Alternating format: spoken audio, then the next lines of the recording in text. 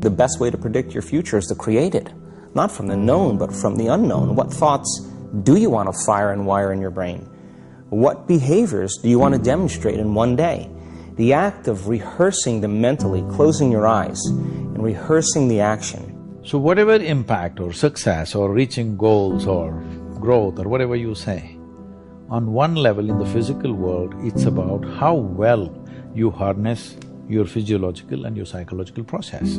Knowledge is power, but knowledge about yourself is self-empowerment. If you are little sensitive to life, you will realize you are the biggest issue in your life.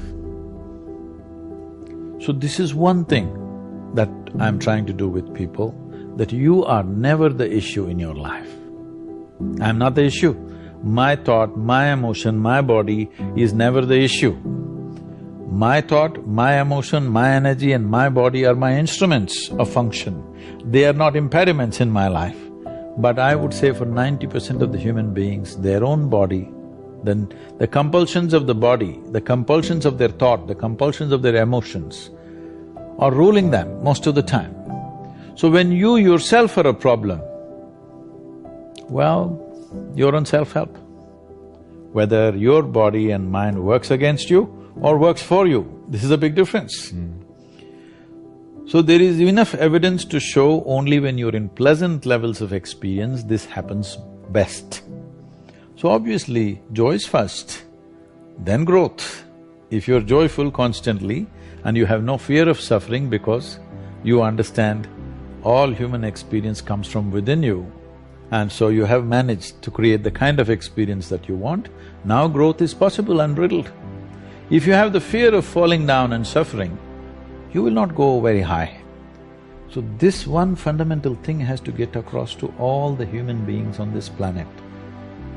Your experience is entirely determined by you. This is what the word karma means, unfortunately.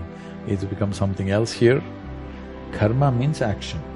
That means when we say your life is your karma, we are saying your life is entirely your making, 100%.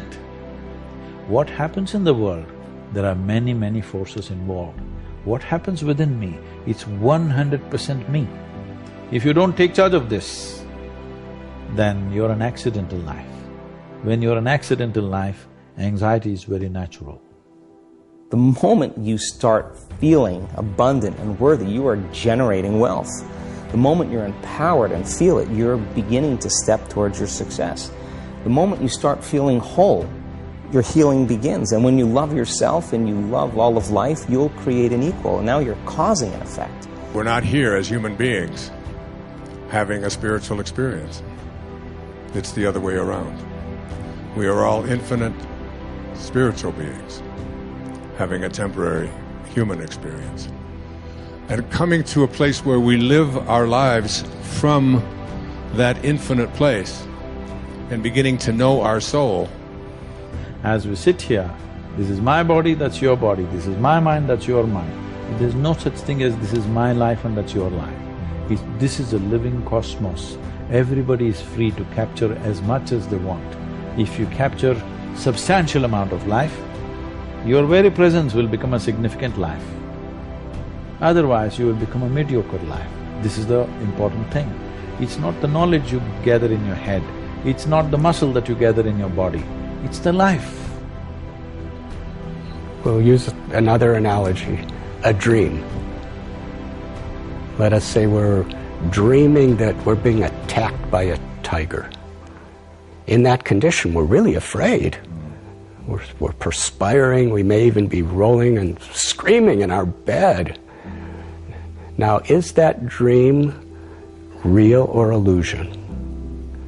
The reality is we are having that dream. And the reality, there are tigers somewhere. The illusion is we're identifying with it. We're thinking that that is me in this dream, and that tiger is about to eat me. But in actuality, the dream is real, we're real, but when we're misidentifying with that dream, thinking that that's happening to me now, then that's the illusion. That's the idea of yoga or true spirituality to actually learn to live in harmony with one's own self. We have this physical body, we have the mind and all of the thoughts and emotions that come through the mind, but who are we? I am seeing through my eyes, I'm hearing through my ears, I'm touching through my flesh, I'm tasting through my tongue, I'm thinking through my brain, and I'm loving through my heart. But who is that me? That me is the essential consciousness that's giving life to every other aspect of our existence, our body and our mind. Consciousness is unique, but it's part and parcel of what is universal. And unless we understand that uniqueness of our own true consciousness, then we can't really appreciate the universal nature and how we're all actually connected. Everything is connected and everyone is connected, and everything and everyone in this world is interdependent. And Emerson said that the reason why there's so many problems in this world is because human beings are disconnected from their own true self. The senses, the mind, the intelligence requires to be in harmony with the heart and with the living force within the heart, which we call the soul or the spirit. And when we understand the sacredness, the beauty, the eternal nature of our own spirit, then we can recognize it in creation and we can recognize it in others. When we don't realize, experience, perceive the sacredness of our own true self, then our perception is an illusion of the world. But when we understand who we are and understand our harmony and relationship with the world around us and the people around us, then we're actually seeing everything as truth. We're seeing as a spiritual reality, even in this world. When you change the way you look at things, the things you look at change.